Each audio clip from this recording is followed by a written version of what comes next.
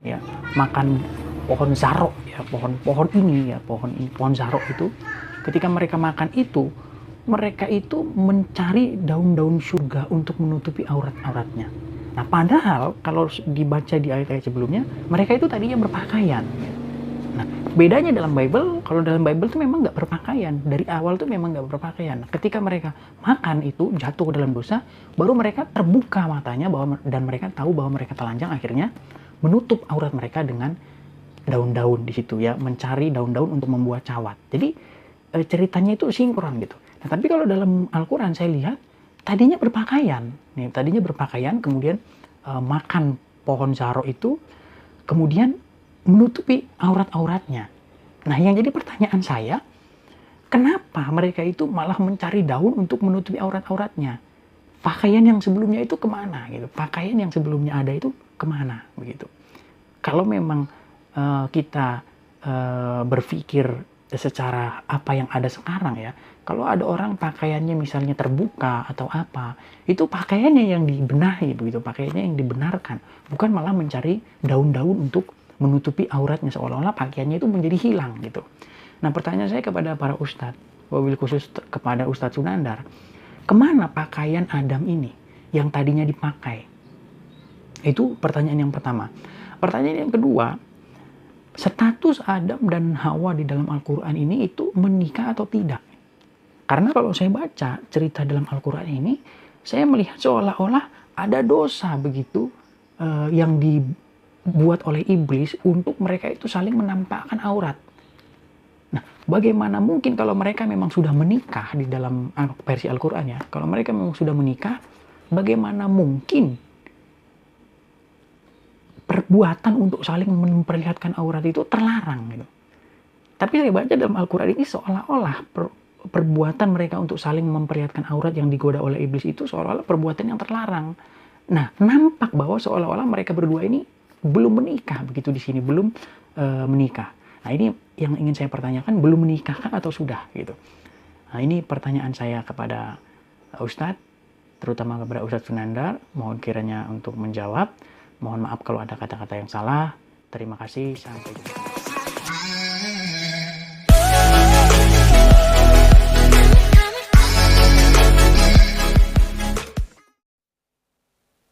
Shalom saudara yang dikasihi oleh Tuhan Yesus Kristus. Salam damai sejahtera bagi kita semua. Biarlah Tuhan senantiasa yang bekerja di dalam kehidupan kita untuk memberikan kita hikmat, ya. Karena memang hikmat yang benar hanya datanglah daripada Dia yang menciptakan kita, gitu. Supaya kita senantiasa berhati-hati untuk mengeluarkan setitik kata pun, ya. Karena apa?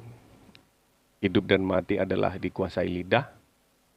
Barang siapa yang menggemakannya, maka dia akan memakan buahnya. Apakah baik yang kita perkatakan? Apakah benar yang kita perkatakan? Kita akan menuai daripada kebenaran itu. Kalau salah kita perkatakan, maka kita akan menuai akibat daripada kesalahan, ya. Jadi semua dikuasai oleh lidah. Makanya kita harus berhati-hati untuk mengatakan segala sesuatu. Amin, saudara. Jadi bagaimana kita bisa memperkatakan yang benar, ya? Kebenaran itu adalah firman Tuhan. Jadi selain daripada firman Tuhan itu tidak kebenaran, ya. Selain daripada firman Tuhan itu tidak kebenaran, itu pasti kuasa daripada si jahat. Makanya Matius 5 ayat 37 itu, jika ya hendaklah kamu katakan ya, jika tidak hendaklah katakan tidak.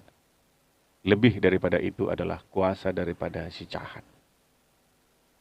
Makanya orang yang memang sudah takut dengan Tuhan, dia berhati-hati untuk memperkatakan sesuatu, ya. Dia berhati-hati. Jadi bagaimana kita dapat memperkatakan yang benar gitu? Kita menemukan yang benar itu. Makanya pedoman saya adalah Yohanes 14 ayat 6 itu bahwa tidak seorang pun, ya, apa kata Yesus? Akulah jalan dan kebenaran dan hidup. Ya, jalan dan kebenaran dan hidup. Artinya kita tahu bahwa itu di jalan, ya. Kita tahu bahwa itu kebenaran. Kita tahu bahwa itu adalah hidup. Maka kita berjalan di dalam kebenaran dan hidup yang dianugerahi kepada kita, ya. Jadi tanpa itu kita nggak bisa, saudara, nggak bisa. Jadi bagaimana kita bisa mendapat itu? Kita tentu mengalami proses. Proses bagaimana? Ya, menjalani firman yang benar gitu. Jadi bagaimana kita mengetahui firman yang benar? Ya, kita dipilih.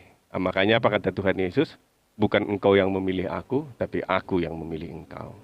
Kita tidak akan bisa datang sama Tuhan kalau Dia tidak menyatakan dirinya kepada kita, ya, nggak akan mungkin. Karena Dia nggak bisa kita temui dengan logika kita, dengan kepintaran kita, nggak bisa. Hanya karena ketika Dia berkenan kepada kita, Dia mau membukakan jalan itu bagi kita. Makanya apa kata Tuhan Yesus? Kalau Dia sudah membuka, tidak ada satupun yang dapat menutup. Kalau Dia sudah menutup, tidak ada satupun yang dapat membukanya. Ya, jadi semua itu adalah kehendak Dia. Makanya, jadi kenapa kita tidak membenci orang lain? Ya, karena kita tahu semua adalah kehendak Tuhan. Tapi bisa nggak kehendak Tuhan itu tidak ubah? Kalau masalah pertobatan bisa. Kita berdoa untuk orang lain supaya Tuhan bukakan jalan bagi dia. Ya, kalau sungguh-sungguh hati kita memang terbeban akan jiwa-jiwa, Tuhan akan bekerja. Ya, makanya orang yang percaya adalah biji matanya Tuhan. Amin. Ya, channel saya adalah channel Pohon Kehidupan. Ya, artinya yang memberikan kehidupan kepada orang lain, bukan memberikan hukuman kepada orang lain. Karena di dalam Yohanes 10 ayat 10 itu, Dia datang untuk mencuri, membunuh, dan membinasakan. Tetapi aku datang untuk memberikan engkau hidup, dan hidup yang berkelimpahan.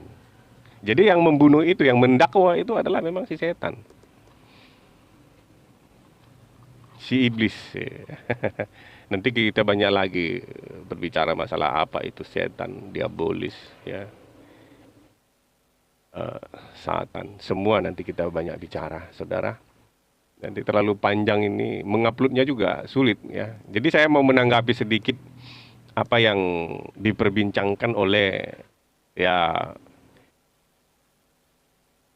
Edis Sidabutar dengan Ustadz Nandar, yaitu mengenai ketika Adam memakan buah pengetahuan yang baik dan yang jahat. Ya, Alkitab mengatakan buah pengetahuan. Pengetahuan berarti mengandung luas pengertian. Jadi kalau orang tanpa pengertian tidak akan bisa memahami. Ya, Alkitab itu mengandung semua pengertian. Ya, jadi Alkitab sebenarnya yang memberikan pengertian firman Tuhan itu. Jadi kalau orang yang tidak dikaruniai roh dari Allah, dia tidak akan mengerti, saudara. Dia tidak akan mengerti kebenaran. Makanya dia akan selalu bersilat kata. Ya, saya itu adalah, ya, lama saya menangani hukum. Saya tahu sekali bagaimana itu membela perkara, memenangkan perkara. Ya. Jadi kalau apa yang kita ucapkan ini, perkataan ini bisa dibolak-balik, bolak-balik, bolak-balik.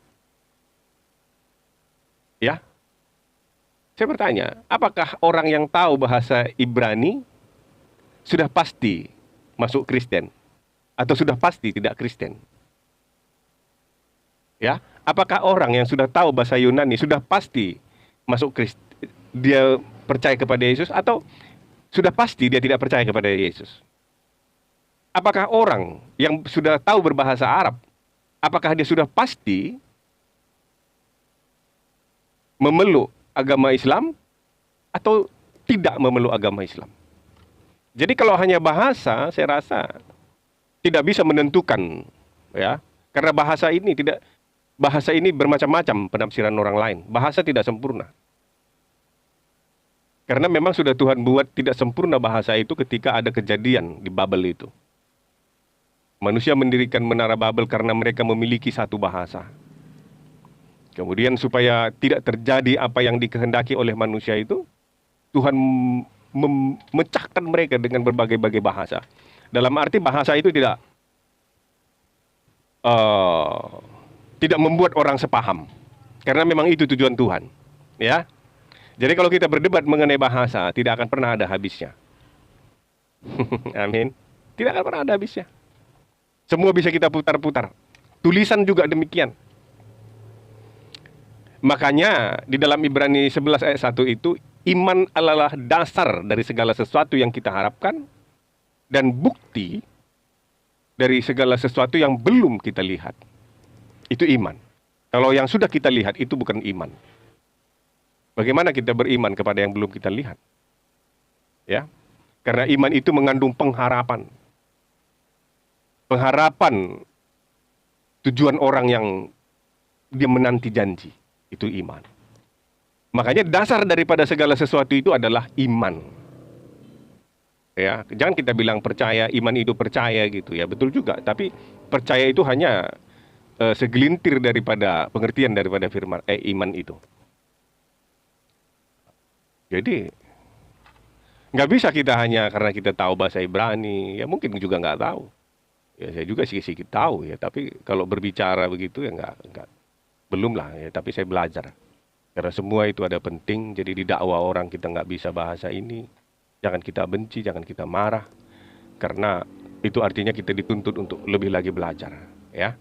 Tapi apa yang saya katakan tadi bahwa bahasa tidak memastikan seseorang itu percaya atau tidak percaya. Ya.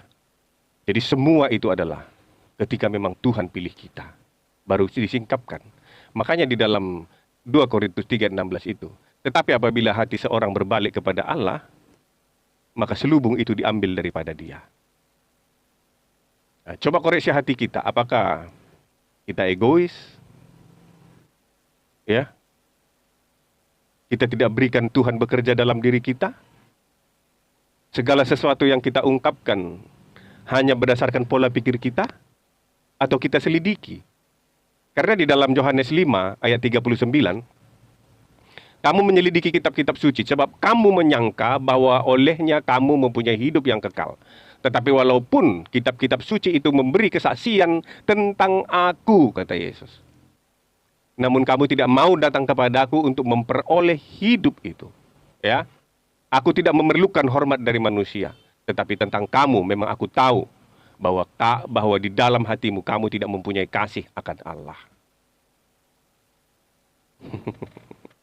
Tidak mempunyai.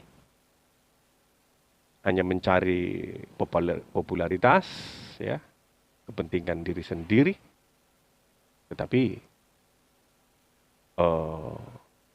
tidak terbeban akan jiwa. Hanya orang yang sudah diselamatkan, saudaraku, yang terbeban akan jiwa. Ya, jadi saya lihat daripada pembicaraan daripada Edis Sidabutar dengan Ustadz Nandar bahwa mereka memperbincangkan ini yang mengupload ini yang bisa saya lihat adalah Ustadz Nandar karena saya sudah subscribe daripada channel dia sehingga setiap konten-konten yang baru itu bisa masuk ke dalam akun saya gitu. Jadi setiap ada yang saya sudah dapat melihat. Jadi itu aja. Jadi saya melihat ada perbincangan mengenai ketika Adam dan Hawa itu jatuh ke dalam dosa. Jadi kalau kita lihat, kalau Alkitab berkata bahwa yang dimakan mereka itu, yang dilarang oleh Allah untuk mereka makan itu adalah buah pengetahuan yang baik dan yang jahat. Jadi yang namanya pengetahuan itu adalah memiliki pengertian. Pengertian tentang yang baik dan pengertian tentang yang jahat. Ya, berarti bukan bersumber daripada Tuhan. Tuhan ada di dalam hati. Ya, jadi di dalam hati inilah roh Allah itu yang memang terjadi. Jadi pengetahuan itu ada dalam otak. Karena apa? Saya begitu banyak pengalaman hidup. Menurut saya baik, belum tentu menurut orang lain benar baik. Ya, belum tentu. Saya berbuat baik, belum tentu dianggap orang berbuat baik. Belum tentu apa yang saya lakukan itu orang tanggapi adalah suatu kebaikan. Mungkin juga orang curiga, jadi belum tentu. Makanya, kalau hanya pengetahuan tentang yang baik dan yang jahat itu yang kita lakukan dalam hidup, itu tidak memiliki kesempurnaan pengertian kita. Jadi Alkitablah yang memberikan pengertian sebenarnya seperti apa yang diungkapkan oleh Ustadz Nandar. Ya, karena mereka memakan buah jarok. Jadi artinya memang ada buah gitu, secara lahiriah pengertiannya. Jadi benar apa yang dikatakan oleh Edis. Jadi kemana pakaiannya? Kenapa tidak mengambil kembali pakaian itu? Dan kita lihat bahwa mereka menyemat daun-daunan untuk menutupi aurat mereka. Ya, tapi kalau Alkitab seperti apa yang memang dikatakan oleh Yonatan, makanya mereka ini saya lihat terbalik-terbalik gitu. Jadi Ustadz Nandar mengambil pengertian daripada ayat-ayat Al-Quran dari ayat yang lain bahwa maksudnya itu pakaian itu bukan secara lahiriah, artinya penutup gitu. Oke, memang bisa masuk akal gitu. Bisa masuk akal gitu, ya. Tetapi kalau kita lihat daripada pengertian buah tadi, artinya ya memang aslilah buah. Jadi kalau Alkitab menerangkan bahwa itu memiliki pengertian yang sangat luas. Ya. Itu memiliki pengertian yang sangat luas tentang buah itu. Jadi kalau kita baca dalam Alkitab itu, buah itu adalah apa yang kita hasilkan. Buah kebenaran. Jadi yang kita hasilkan adalah kebenaran. Jadi memang sangat luas pengertiannya. Ya, makanya bagaimana itu kita dapat mengerti?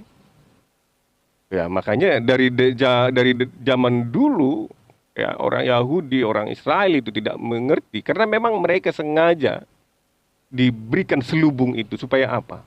Kesempatan bagi bangsa-bangsa yang di luar daripada Israel itu menerima keselamatan itu. Makanya Tuhan berikan kunci di dalam 2 Korintus 2 ayat 16 3 ayat 16 itu bahwa ketika hati orang berbalik kepada Tuhan, maka selubung itu akan diambil daripada dia. Jadi kunci adalah kita ketika hati berbalik kepada Tuhan. Jadi kalau kita tidak berbalik, gimana mau itu disingkapkan? Ya, kalau kita berbalik kepada Tuhan, Dia berikan rohnya. Dia berikan rohnya untuk memberikan pengertian itu. Bukan berdasarkan akal sehat, kata Ustadz siapa itu? Kristologi siapa namanya itu? Akal sehat, salam akal sehat katanya. Saya berpikir apakah akalmu sudah sehat? Ya. Jadi merasa sangat pintar gitu. Nanti kalau kita bilang tes IQ, mana yang pintar nanti belum tentu ya.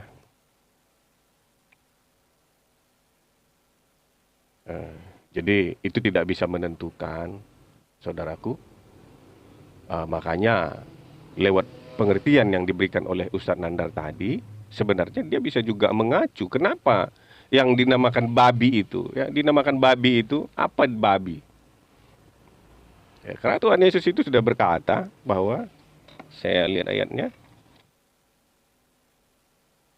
di dalam Matius 7 ayat 6, jangan kamu memberikan bara yang kudus kepada anjing, dan jangan kamu melemparkan mutiaramu kepada babi, supaya jangan diinjak-injaknya dengan kakinya, lalu ia berbalik mengoyak kamu. Tetapi Yesus menjawab, tidak patut mengambil roti yang disediakan bagi anak-anak dan melemparkannya kepada anjing. Nah, jadi ini kan memiliki pengertian yang disebut anjing itu apa gitu. Ya, lalu Yesus berkata kepadanya, biarlah anak-anak kenyang dahulu. Ini masalah perempuan Kanaan. Ya, itu Kanaan itu adalah anaknya Ham, itu di dalam Kejadian 9 ayat 22. Pokoknya Kejadian 9 itu nanti saudara bisa lihat. Kanaan itu bagaimana dia Kanaan itu? Kanaan itu adalah anaknya Ham ketika Nuh, setelah mereka memang sudah terluput daripada air bah yang sangat besar itu, ya, dan Nuh itu berladang, dia membuat kebun anggur, dan dia makan anggur itu sehingga dia telanjang. Maka di dalam kemabukannya itu dia telanjang, dan Ham ini melihat daripada bapaknya itu telanjang. Dan dia mengata-ngatai gitu, menceritakan kepada saudaranya. Jadi ini kan memiliki pengertian yang sangat luas, saudara. Jadi sebenarnya kalau di sini kan memiliki pengertian sangat luas. Artinya kalau kita masih bisa menutupi kesalahan orang lain, kita tidak usah memberitahukannya kepada orang lain itu, ya, orang tua kita, siapapun itu, nggak usah kita ceritakan gitu. Makanya kita di dalam Amsal itu dikatakan bahwa bela perkaramu, tetapi jangan membuka rahasia orang lain. Bela perkaramu, tetapi jangan membuka rahasia orang lain. Makanya saya lebih suka berdialog, artinya yang tidak benar, yang dimaksudkan di dalam apa penafsiran mereka tentang Alkitab. Karena mereka menafsir Alkitab dengan ini, dengan otaknya, dengan dibilangnya akal sehat, berarti dia itu sudah jadi Tuhan gitu. Sehingga dia lebih mengerti bagaimana mencipta itu daripada Tuhan. Ya. Jadi kalau orang yang takut akan Tuhan, dia sudah pasti tahu bahwa dia tidak selaras dengan Tuhan. Karena Tuhan itu adalah yang maha kuasa. Yang tidak ada, diciptakannya menjadi ada. Makanya di dalam Ayub itu dikatakan, adakah engkau berada menjadi penasehatku ketika aku meletakkan dasar bumi dan membentangkan langit? Adakah engkau melihat ketika aku menciptakannya? Adakah aku memerlukan nasihat? Tidak ada. Aku hanya sendiri melakukannya. Ya. Makanya ketika orang bertanya kepada hukum apa yang terutama, guru, apa kata Tuhan? Kasihilah Tuhan Allahmu dengan segenap hatimu, dengan segenap jiwamu, dengan segenap kekuatanmu, akal budimu. Dan ada satu lagi hukum yang sama dengan itu, yaitu kasihilah sesamamu manusia, sama seperti engkau mengasihi dirimu sendiri. Itulah hukum yang terutama daripada segala hukum. Berarti keselamatan orang lain sama dengan keselamatan diri kita. Kalau kita tidak peduli dengan keselamatan orang lain, kita tidak akan belajar esensi keselamatan. Keselamatan itu perlu pengorbanan. Keselamatan tidak bisa hanya dikatakan. Karena apa? Tuhan sudah katakan. Tuhan sudah berikan contoh kepada kita. Bahwa ketika manusia berdosa, bagaimana dia supaya diberikan kesempatan untuk hidup, harus ada yang dikorbankan, harus ada yang dipotong, harus ada penumpahan darah. Jadi sekarang ini kenapa anugerah keselamatan itu sampai kepada semua bangsa? Karena ada Yesus yang sudah dikorbankan. Artinya kesempatan kita untuk bertobat diberikan kepada semua orang.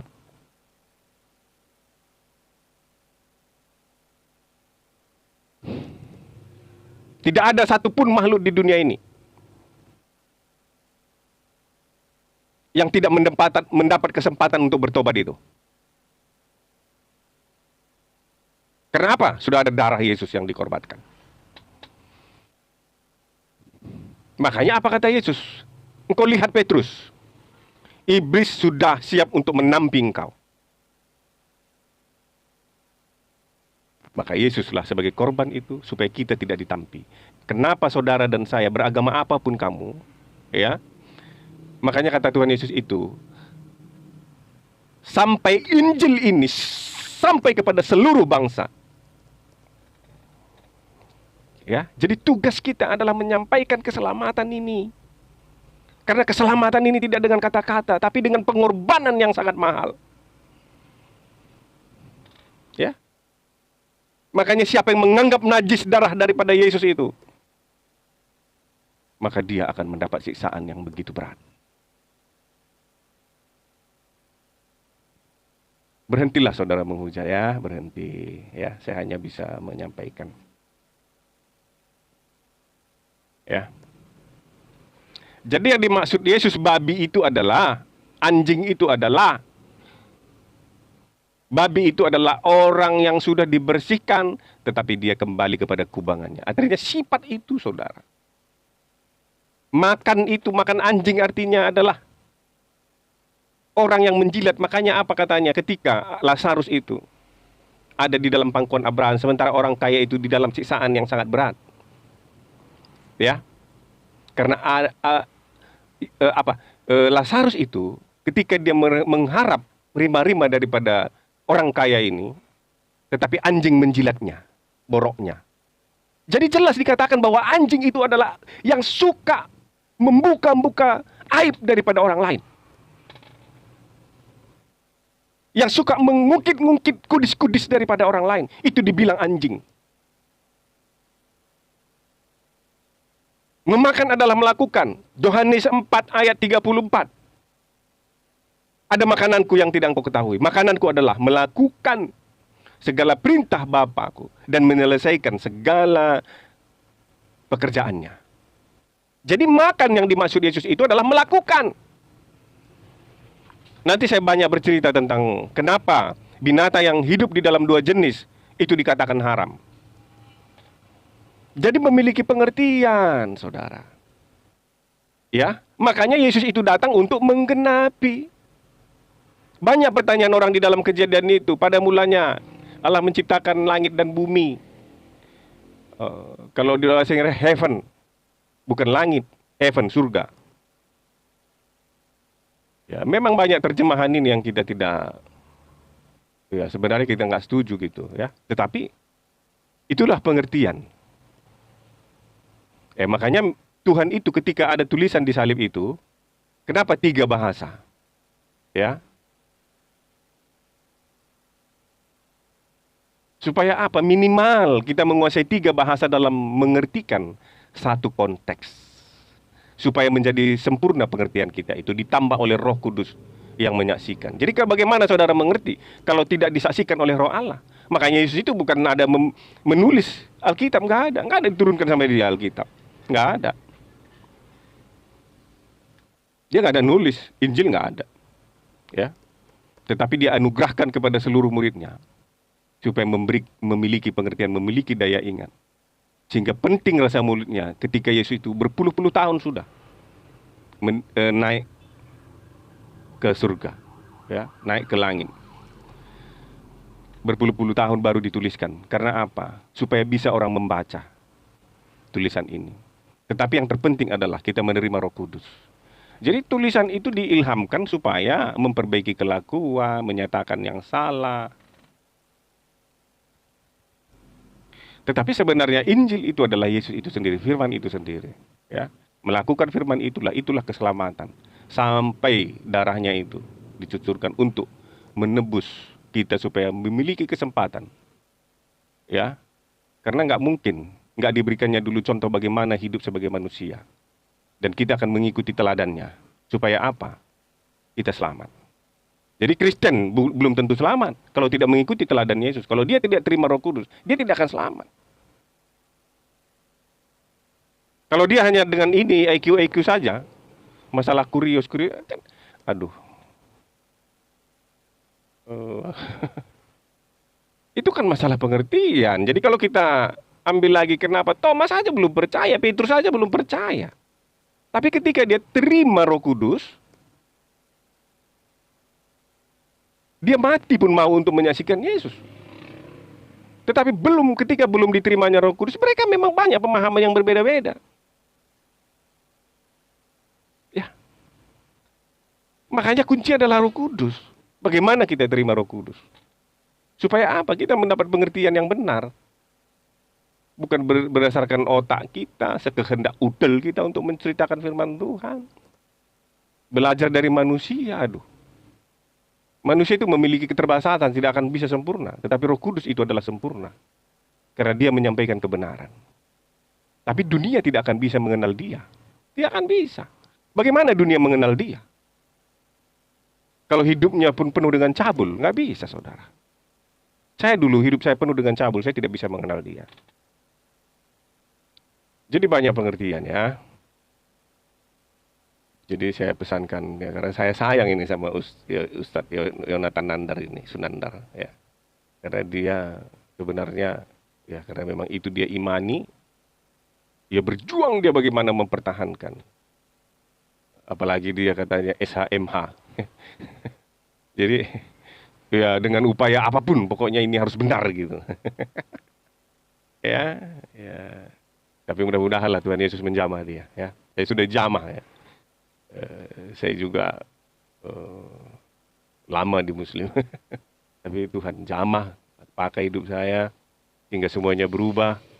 Dulu suka berzina, sekarang udah nggak berani.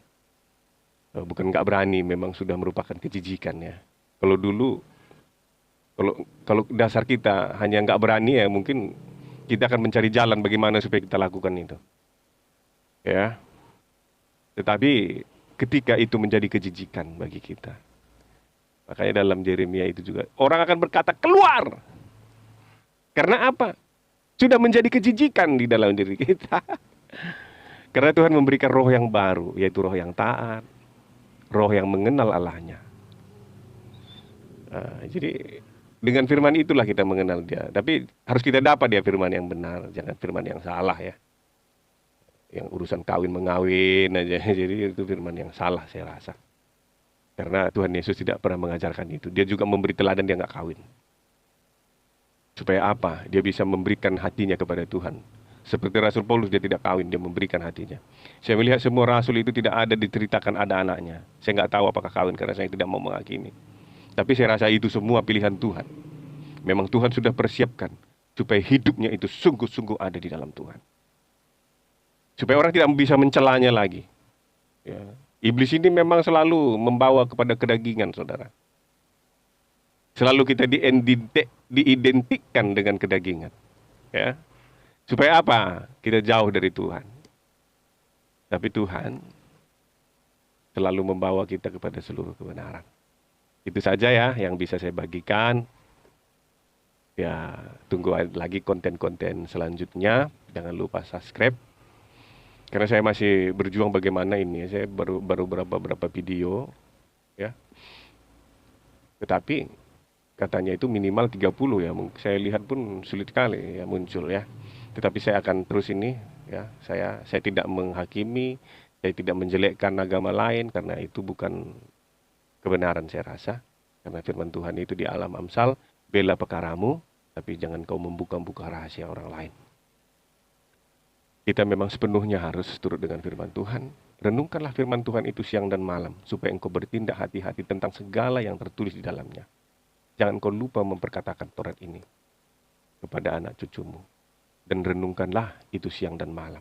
Jadi saya memperkatakan, dan saya renungkan.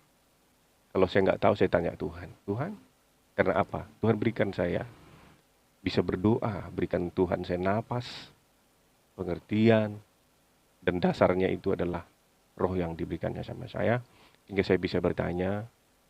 Kemudian Tuhan memberkati pada malam hari. Ketika sering saya seperti itu, saudara. Saya ketika mau bangun itu, saya berdoa, Tuhan ini saya nggak tahu. Kemudian